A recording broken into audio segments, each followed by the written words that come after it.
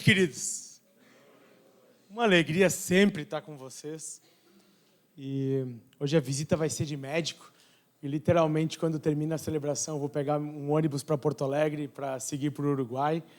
E não podia deixar de passar e não vir aqui, não estar com vocês, porque vocês estão no Uruguai.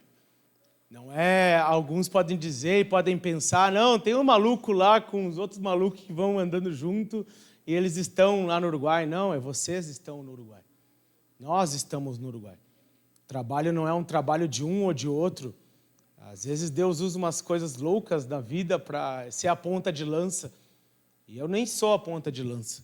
Tem outros que são a ponta de lança, são os uruguaios que são as pontas de lança no Uruguai. Deus está levantando cada vez mais e mais.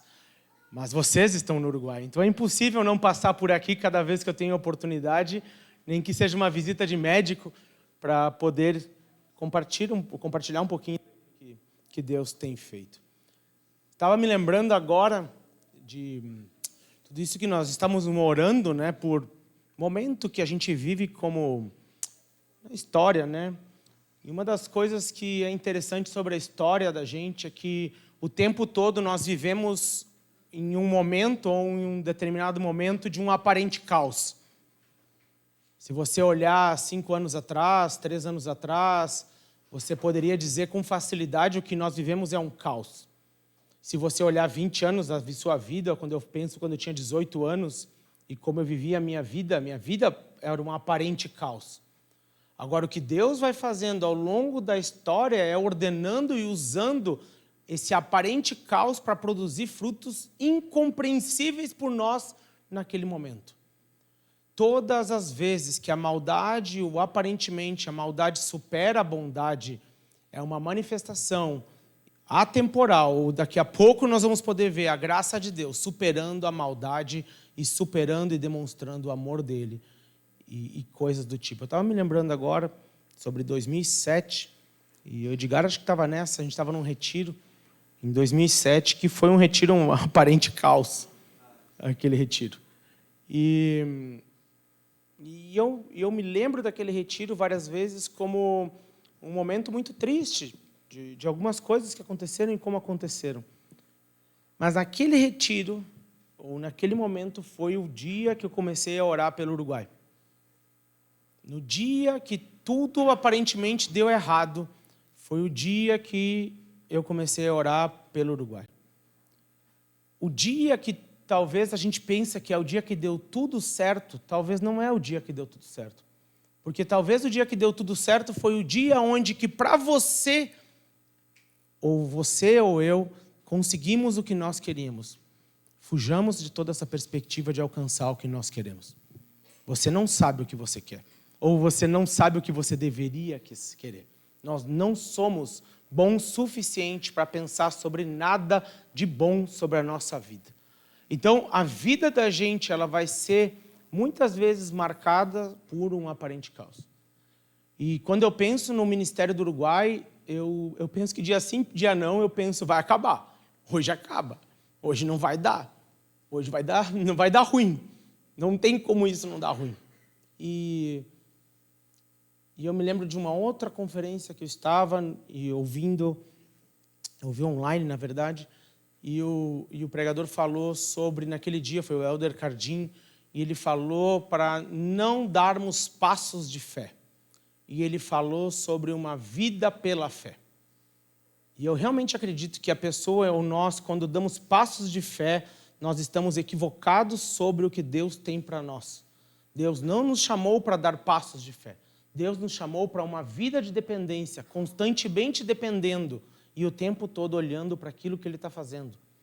Então agora, essa semana eu estava em São Paulo, numa viagem missionária, muito cansado, num determinado dia, e 6h30 da manhã, aquele aluno querido do coração me deixou o despertador tocar, sendo que a gente tinha aquele dia um pouquinho mais de horário para dormir, né? Era o primeiro dia que eu ia dormir depois de não sei quantos dias, um pouquinho mais. 6h30 tocou. E eu pensei, eu mato ele agora. Agora é o dia que eu estripo. E aí eu pensei, é Jesus. Jesus. Jesus me deu a oportunidade desse energúmeno deixar o despertador dele tocar às 6:30 da manhã, para que eu despertasse pensando quem eu sou, qual é a minha natureza, e a minha capacidade de estripar dele era real.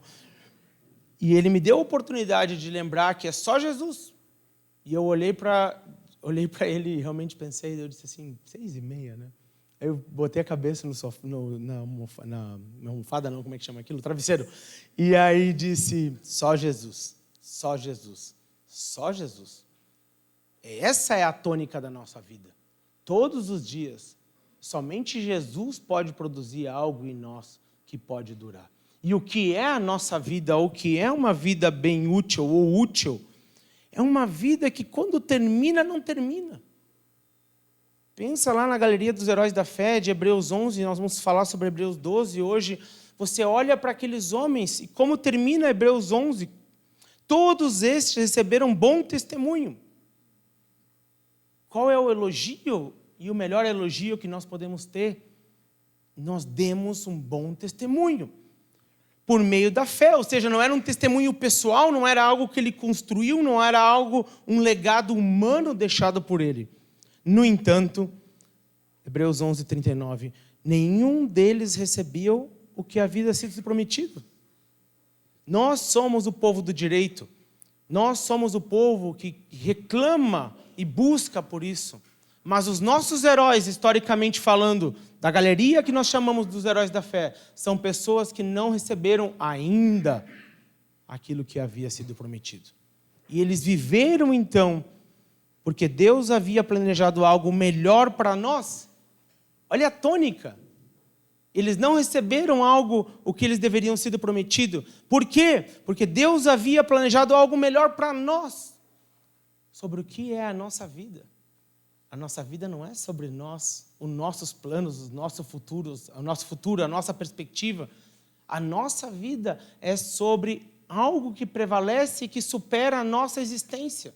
E isso só acontece por amor. Um amor que transborda foi o que criou a humanidade, mas o amor que transborda no final da nossa vida para outro e para outro e para outro, para que conosco fossem eles aperfeiçoados. E aí entramos no capítulo 12, versículo 1. Portanto, também nós, uma vez que estamos rodeados por tão grande nuvem de testemunhas. Por que foi e sobre o que foi a vida deles? A vida deles não foi sobre eles. A vida deles foi sobre o que eles iam deixar e que ia viabilizar a caminhada nossa ao longo do tempo. A vida nossa e a vida dos nossos heróis da fé, e pensando que nós, sim, podemos ser usados tremendamente por Deus, e como o Olírio estava falando, nós somos fruto de pessoas que vieram e perderam o quê? Perderam a sua juventude. Quando eu converso com as pessoas, com os jovens sobre o ministério, eu falo o seguinte, Deus vai roubar a sua juventude. Deus vai pegar a sua juventude e todos os seus planos e Ele vai fazer o que Ele quer. Pessoas que vieram para cá, lá atrás, perderam a sua juventude, perderam os seus direitos, perderam as possibilidades que eles teriam humanamente falando. E nós estamos aqui, sentados numa cadeira que talvez você pagou, mas talvez você não pagou, abaixo de um teto que talvez você contribuiu, mas talvez você não contribuiu. Nós desfrutamos do legado de pessoas constantemente. O legado de Deus criado por passou por meio dessas pessoas. E o que é a nossa família, ou o que é a nossa possibilidade que nós temos de bons valores, ainda que tenha vários problemas dentro da nossa família. É um legado, é de vida em vida, e Deus trabalhando.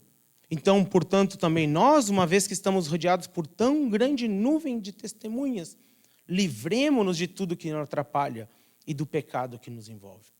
E é interessante que a preposição que ele vai trabalhar aqui, ele vai dar um sentido de igualdade.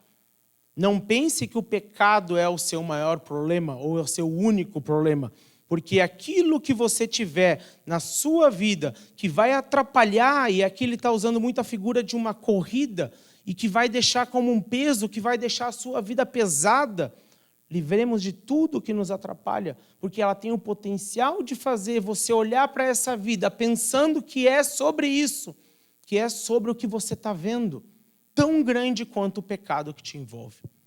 E aí o autor vai deixar isso em igualdade. O pecado que nos envolve, também, não só isso não olhe somente para isso, mas olhe tudo que você tem na tua vida, que hoje não te deixa correr, que hoje não te deixa você estar caminhando por fé. Lembra quando você vai olhar para trás na história e você vai ver a conquista em Josué? Todas as vezes que aquele povo utilizou táticas humanas, eles não conseguiram êxito. Mandaram os espias, deu tudo ruim. Deu todo errado. Todas as vezes em Josué que eles usaram uma perspectiva humana de batalha, não funcionou. E como que eles ganham Jericó? Dando voltinha, tocando chofar, não faz sentido. Não faz sentido, querido. Não faz sentido várias coisas dessa vida. Não faz sentido como Deus vai produzir isso tudo em nós. Não faz sentido como Ele cria o legado, ou pelo menos não faz sentido humanamente falando. Dentro da cosmovisão cristã sempre vai fazer sentido. E sobre o que é a nossa vida? A nossa vida é uma corrida que não é nossa, que não é autêntica. A nossa corrida é uma corrida olhando para Jesus e deixando com que Ele seja no dia a dia de nosso dia a dia. Nós vivemos num tempo que prega autenticidade, mas se você for autêntico, provavelmente você não vai ser como Jesus, ou totalmente autêntico. Nós falamos de ser como Jesus, nós negamos então diariamente, ou deveríamos negar diariamente a autenticidade. O requerir de um plano meu, o requerir de uma ideia. E assim nós vivemos num aparente caos. Assim nós vivemos às vezes o dia pensando vai dar tudo errado. Mas uma caminhada por fé nos conduz, então, e corramos com perseverança essa corrida que que nos é proposta. E o que é essa corrida e para onde nós corremos? E talvez muito disso acontece, nós estamos correndo olhando para baixo, pensando sobre planos estratégicos, sobre perspectivas de como é o caminho. Mas ele diz, tendo os olhos fitos em Jesus. Olha para frente. Você não vai ter, olhando para Jesus, todas as respostas e todo o plano para como você vai viver aquele dia. Olhar para Jesus é abrir mão e deixar o controle diariamente dos seus planos ou daquilo que você gostaria em totalidade. Olhando para Jesus, eu posso entrar numa perspectiva de que o que vai ser sobre esse dia? E talvez você vai para o seu trabalho, você vai para a sua faculdade, e aí você vai ter a tentação de que isso e aquele dia é sobre aquele trabalho, ou sobre o seu estudo, ou sobre a sua família.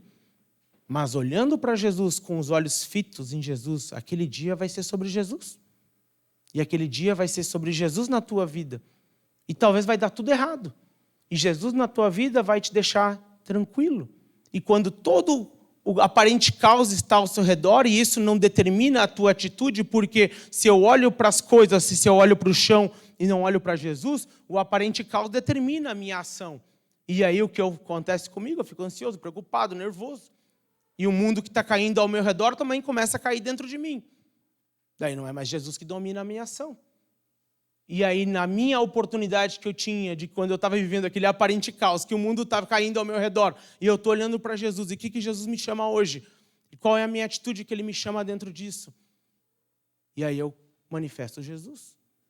A vida é dada em dias, queridos. A vida na Bíblia não é dada nem em semanas, nem em meses, nem em anos. A vida na Bíblia é dada em dia. Você só tem o dia de hoje. Você não pode dizer, como o Tiago vai dizer, você não pode dizer que daqui 5 minutos, 10 minutos eu vou fazer algo, ou eu vou para lá, eu vou para aqui. Você só tem o dia de hoje. Esse é o presente que Deus te deu, o dia de hoje. E o que é então o nosso chamado para o dia de hoje, o dia de amanhã? Olhar para Jesus e dizer, é você aqui, é você aqui, é você aqui. Existe uma tendência atualmente em missões da gente cair numa tendência, ainda acho que é tudo na vida, na verdade, está assim, numa perspectiva tecnicista. Tenha tal técnica, faça tal coisa, 7 passos para tal perspectiva, faça isso, isso, isso. Talvez o convite de olhar para Jesus e manter os olhos fitos em Jesus é abrir mão de que eu tenho a melhor técnica para o dia e eu tenho a melhor resposta para esse dia. E diariamente aceitando que eu preciso me reinventar em Jesus. tendo os olhos fitos em Jesus, o autor e consumador da nossa fé, ele, pela alegria que fora proposta, suportou a cruz, desprezando a vergonha, e assentou-se à direita do trono de Deus. Pensem bem naquele que suportou tal oposição dos pecadores contra si mesmo, para que vocês não se cansem nem desanimem. Sobre o que é essa vida? Eu não sei sobre o que é o seu dia e sobre os passos que você vai dar e qual é o chamado de Deus diariamente para você. Mas eu sei que a nossa cabeça, ela tem que estar erguida. Não porque a gente tem alguma coisa para oferecer para esse mundo, mas porque nós mantemos os olhos fitos em Jesus.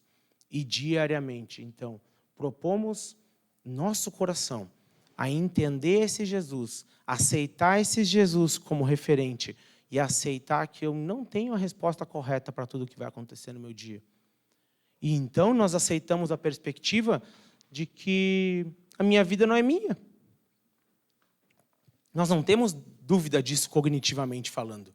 Mas quando olhamos para a nossa semana, talvez nós tenhamos dúvida avaliando como nós temos levado a semana. Um espírito de controle. Toda vez que você controlar algo, Jesus não controla. Toda vez que você dominar alguma área na sua vida ou alguma coisa que está ao seu redor, Jesus não controla isso. Nós vivemos um aparente caos e uma santa desordem diária em Jesus, onde nós podemos simplesmente tentar organizar as coisas. E a vida com Jesus, muitas vezes, não é somente sobre o que ele vai fazer hoje, mas é uma cadeia de sucessão de eventos. Nós orávamos lá atrás, em 2007, por esse país, ou começamos a orar, e hoje tem um uruguaio. Quando que nós pensamos, ou quando foi pensado que ia ser essa sucessão de eventos? Eu não pensei. Eu jamais pensei que eu ia morar no Uruguai. Jamais pensei. A nossa vida, ela não pode ser tão controlada por nós, ou controlada por nós, que de alguma maneira Jesus não vai estar controlando. Viver por fé é abrir mão da perspectiva e do controle máximo dos nossos dias e começar a questionar diariamente tudo que você tenha de razão sobre algo que não é absoluto bíblico na sua vida. Tudo que você pensa como, vou fazer isso, e não é bíblico, questione. Outro dia, estou terminando, talvez de alguma maneira, esse processo do que é a implantação de Itatitibiana no Uruguai. O Marcelo do Jantin, ali de Gramado, da Itatitibiana no Brasil, ele fala, pô, tu está sempre começando essa missão? Não, está no começo. Mas eu acho que esse ciclo está terminando do que é o começo. E outro dia eu estava falando para Deus e falando para o pessoal, não, olha, nunca mais eu começo nada na minha vida. Eu dizendo, não, chega de começar coisa na vida. Agora vai estabilizar e a coisa vai andar. Daqui a pouco eu me aposento. 45 tá bom já, tá 41, mas 4 anos estou aposentado. E Jesus outro dia estava falando comigo dizendo, quem é tu, Arthur, para dizer o que tu vai fazer ou o que tu não vai fazer?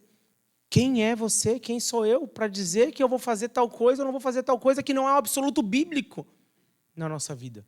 Quem somos nós para dizer eu não vou fazer isso, ou eu não vou para tal lugar, ou eu não vou fazer tal coisa, ou eu não vou servir em tal lugar? Essa é uma arrogância suprema que nós temos no nosso dia a dia e, de alguma maneira, nós fadamos isso e deixamos com que isso seja politicamente correto dentro da igreja. Você não pode afirmar que você vai fazer tal coisa ou que você não vai fazer tal coisa que não seja um absoluto bíblico no seu futuro. Isso tem que estar sempre alinhado, e tudo isso vai estar alinhado com aquilo que Deus foi fazendo ao longo da sua vida. Grandes homens de Deus, e sonhamos para isso para nós, grandes homens de Deus e mulheres de Deus são pessoas que entenderam que eles são muito pequenos e que eles não podem determinar nada na sua vida que não passe do dia de hoje de um absoluto bíblico. E hoje, no dia de hoje, eu posso sim cuidar com relação a um aspecto do meu futuro, mas talvez segurando assim. Segurando assim. Quando a gente fala sobre grupo pequeno, grupo célula, grupo de comunhão, a gente sempre fala sobre isso. Vá para esse dia, naquele momento, e segure assim os seus planos para aquele dia. Porque se Deus, naquele grupo pequeno, disser hoje vai ser diferente, porque a pessoa chorou, porque alguma coisa veio, ou porque alguma coisa aconteceu, quem é você para dizer, vamos manter o plano? comando-me. Quem sou eu para dizer isso? A gente foi para Arambaré 3 semanas atrás. A ideia é, nós estamos ali trabalhando no Uruguai e, ao mesmo tempo, levamos e desafiamos as pessoas a desenvolver uma visão missionária além da perspectiva do Uruguai. O Uruguai é isso, o Uruguai é aquilo, o Uruguai é aquele outro. Sim, todo mundo já sabe. Vamos focar nisso ou vamos focar naquilo que Deus pode fazer? E que não dá certo, o que é isso, o que é aquilo, vamos olhar além disso. E aí a gente leva a galera e traz o pessoal para algumas perspectivas. E a gente foi para Arambaré, no dia que choveu 50 milímetros na noite, né? Que era o dia que a comporta do Guaíba estava lá e que era o mais meio milímetro. E eu estava lá pensando assim, deu ruim. Levei os caras para a beira da Lagoa dos Patos no dia que choveu 50 milímetros, ia dar o tornado, o furacão, o huracão, sei lá o que ia acontecer naquele dia. Eu pensei, deu ruim, não pensei. E aí reuniu a igreja, porque a gente tinha feito um plano com essa igreja sobre a programa e tudo mais, e a gente chegou lá e juntou o pessoal estava meio abatido, e a gente estava lá, e eu disse, gente, estamos aqui. Deus sabia disso, Deus sabia que ia chover ou que não ia chover, Deus sabia de toda essa perspectiva. Então, o que Ele quer fazer? E na nossa pequenez, então, entendemos que, bom, amanhã a gente pega a roda e vai limpar a casa, vai ajudar o que tiver e como tiver. E a igreja tem pouquíssimos jovens, ou quase nenhum jovem, tem 2 jovens, acho, na igreja, e eles não conseguem comunicar com os jovens daquela cidade. 2 noites depois tinha 40 jovens. Por quê? Porque a galera pegou o rodo, foi ajudar um pouco nas casas, fizeram futibas com a galera que estava tudo desanimada por causa da chuva, e trouxe 40 jovens. O plano B a gente está sempre fazendo, gente. E admitimos, então, que nós somente podemos fazer o plano B, o plano A vai ser de Deus. Como Ele quiser, quando Ele quiser e da forma que Ele quiser. Mas nós só vamos perceber esse plano e manter a cabeça nesse plano e nessa perspectiva com os olhos fitos em Jesus. O que é o seu dia, o que é um bom dia para você e para mim amanhã? É o dia que nós acordarmos e dissermos, hoje eu quero ser como Jesus. Hoje eu quero manter os olhos em Jesus. E hoje é tudo sobre Jesus. Ainda que eu vou ter que fazer o extrato contábil, que eu vou trabalhar com vendas, que eu vou trabalhar com aplicação, ou que eu vou ter que estudar isso, é sobre Jesus. É sobre Jesus fazendo isso. Jesus me enchendo e Jesus, então, habitando em mim. E assim nós podemos não se cansar nem desanimar.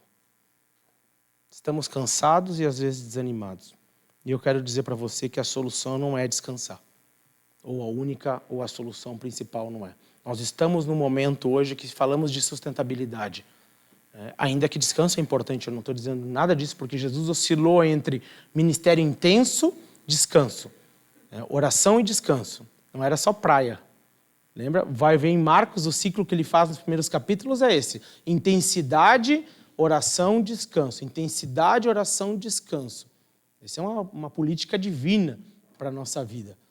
Mas, cada vez mais, nós temos distorcido essa perspectiva e pensado em sustentabilidade, que acontece de uma maneira um pouco distorcida nisso, porque não necessariamente eu estou com os olhos fitos em Jesus. Não necessariamente, antes de tudo isso, eu olhei para Jesus e disse, hoje é você em minha vida. Descanse quando Jesus te mandar descansar. Trabalhe quando Jesus te mandar descansar. Viva uma vida que quem manda na sua vida, na minha vida, não é a gente. Tenha certeza que todos os dias você olha para Jesus como ele estivesse em pé na sua frente.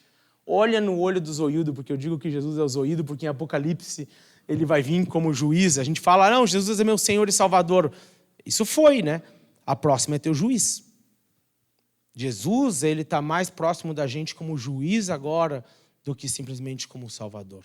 A salvação é só o começo de tudo isso. A vida eterna já começou e não é somente sobre salvação, e no mínimo sobre desenvolver a salvação. E a próxima vez que você vê Jesus, o que todos nós vemos Jesus, ele vai ser o nosso juiz.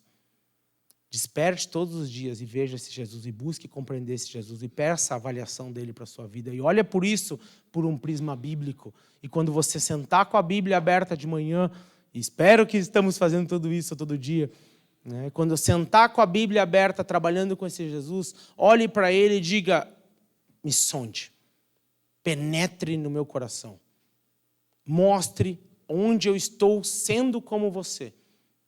E olhe e mostre para mim onde eu estou pensando somente numa perspectiva humana.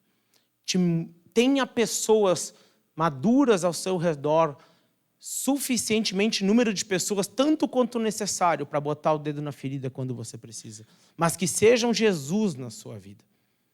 Incentivamos cada vez mais nossa relação com Jesus, de maneira que nós incentivamos as pessoas a serem como Jesus. E tudo, então, passa de ser uma cobrança para uma expressão de amor. E tudo passa, então, para se tratar sobre amor e perdão. E perdão, então, reina na nossa comunidade, nos nossos relacionamentos. E amor transborda pela nossa vida. E nós amamos as pessoas antes do que o dinheiro. Nós amamos as pessoas antes dos nossos planos. Nós amamos as pessoas antes de todas as coisas. Depois, obviamente, daquilo que Deus e quem é Deus. E por meio desse amor, nós amamos as pessoas. E nós somos, então, a próxima geração, que as pessoas vão poder caminhar sobre nossas vidas. E qual é o melhor elogio que nós podemos ter? Não viver o que ele pensou, mas viver o que Jesus tinha para ele. E nós podemos, então, caminhar sobre a vida dele. E aí Jesus, quando a gente olha para ele como o objetivo máximo, mantendo os olhos fitos, chegamos mais perto, ele se torna o caminho. E essa visão de Jesus, ele vai se estirando. E nós vamos entendendo que hoje não é sobre o que eu tenho que fazer, e hoje é sobre ser Jesus. E todos os dias, então, se tornam mais interessantes. E é difícil ficar desanimado quando todo dia você pode crescer e parecer mais com Jesus. É difícil ficar cansado quando todo dia você pode, ainda que muitas vezes, cansado e desanimado, nós deitamos do braço do Pai, mas não tiramos férias para ir para Curumim, tomar caipirinha. Tiramos férias para poder recalibrar, realinhar. E tudo é sobre Jesus. E aí, Uruguai, para a nossa comunidade, é só mais um país onde Jesus foi mais conhecido. Espanha, com Custódio, é mais um país. E o outro, com André Maroto, lá na Sérvia, é só mais um país. Mas são países que nós aprendemos a amar. Porque olhamos para lá e nos incentivando, então, para poder amar as pessoas que estão ao nosso redor. E o que é a nossa vida, no final das contas? É Jesus expressado por amor. E tudo, então, se torna e vira convergindo sobre amor. E tudo que você fizer na sua vida que não seja sobre amor, não é sobre Jesus. Tudo é sobre o outro. Eu olho para Jesus e então eu tenho que pensar todos os meus planos, toda a minha perspectiva dentro dessa perspectiva divina. E isso destrói o meu controle sobre a minha vida. Isso bagunça a minha esfera. E isso torna a minha vida, ainda que um aparente cause o meu entorno, a manifestação de Jesus todos os dias da minha vida. E é sobre isso que é a nossa vida cristã. E tem outra vida, querido? Tem outra possibilidade de ser diferente? É tudo sobre amor. É tudo sobre perdão. E é tudo sobre a cruz. E o que é o nosso dia de amanhã? A representação de tudo isso por meio de pessoas falhas. Que pessoas que deixaram de usar desculpa que são pecadores. E começaram então a usar a carapuça e o desejo de Jesus para que ele então seja manifestado. E perdoam, amam e deixam Jesus reescrever a sua história. É sobre isso. O Uruguai não precisa da gente. Sérvia não precisa da gente. Espanha não precisa da gente. Rio Grande do Sul não precisa da gente. Caxias não precisa da gente. Esses lugares só precisam de Jesus. Por isso, vamos vir aqui todo domingo para poder ver como Jesus faria no dia a dia. E vamos estar nos nossos grupos pequenos em todos os momentos pensando o que Jesus faria. Recalibrando, repensando a nossa história e entregando, deixando com que Ele escreva o nosso dia. Isso é missões. Isso é missões. E isso é você como missionário. É você no Uruguai. É você em cada lugar. E tudo, então, sai do controle. E aí a gente vive por fé. Em nome de Jesus. Amém. Deus, te agradeço pela oportunidade de estar aqui hoje. A oportunidade de conversar um pouco sobre o teu texto de Hebreus. Conversar um pouco sobre que não é sobre não deixar ser envolvido pelo pecado ou envolvido pelos problemas ou pelo peso. É sobre olhar para Jesus, olhar para ti e por isso lutar contra o pecado. Não nos deixe cair na tentação de querer lutar contra coisas que nós não conseguimos, mas nos auxilie diariamente a manter os olhos fitos em ti. Por amor prático, por demonstração prática. E todas as coisas que talvez hoje não funcionam, não estão funcionando, ou que nos preocupam, deixamos para ti resolver. Nos auxilia então a viver a tua vida hoje, a vida que o Senhor tem para nós. Não nos deixe cair na tentação de querer escrever o nosso futuro. Nos auxilia a não cair na tentação de dizer, eu não vou fazer isso, eu vou fazer aquilo. E aprendemos então a perguntar, o que o Senhor quer fazer com a minha vida? Como o Senhor quer fazer? Com tudo que eu tenho. Tudo que eu tenho é teu, Deus. Eu oro por isso para cada um de nós. Tudo que nós temos é teu. Nós não temos capacidade de controlar nada na nossa vida. Nos auxilia então a entender isso diariamente. Nos auxilia então diariamente a manter os olhos fitos em ti, de tal maneira que as pessoas consigam ver a ti, mesmo com tudo que está dentro do meu coração que não é bom. Mas domina a minha atitude, domina a nossa atitude. Seja o teu Espírito aquele que deixa nos enche de tal maneira que não tem como não manifestarmos o teu Filho diariamente. Tira a preocupação que está na mente de cada um, ou que pode estar na mente de cada um. Mas não nos deixe cair na tentação de tentar livrar a preocupação resolvendo o problema.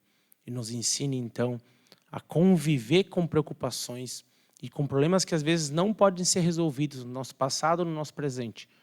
Ainda assim, mantendo os olhos fitos em ti, aprendemos então a interagir com esses problemas que às vezes são irresolvíveis. Nos auxilia, Deus, em tudo isso, para que seja o Senhor em cada dia, em cada momento. É isso que eu te peço, Jesus. Em nome do teu Filho amado, Jesus, Pai. Amém.